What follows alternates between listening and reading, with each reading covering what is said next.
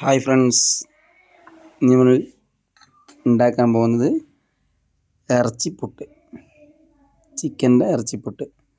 അതിന് ചിക്കൻ മസാല റെഡിയാക്കി, അതിനുശേഷം പുട്ടുപൊടി കുഴച്ച് അതിലേക്ക് പുട്ടുപൊടി നിറച്ച് അതിൻ്റെ ഇടയിൽ മസാല ഉണ്ടാച്ചു.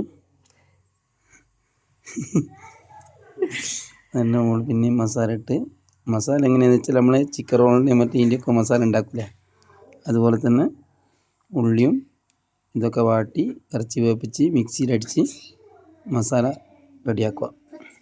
ഓക്കെ, എന്നിട്ട് നേരെ നമ്മൾ കുക്കറിലേക്ക് വെക്കുകയാണ്. കുക്കറിലേക്ക് വെച്ചിട്ടുണ്ട്. ഇനി ആവി വരട്ടെ. അങ്ങനെ നമ്മളെ പുട്ടിൻ്റെ ആവി വന്നിട്ടുണ്ട്. എടുക്കുക, എടുത്തോ സെർവൻറ്റ്, എടുത്തോളൂ.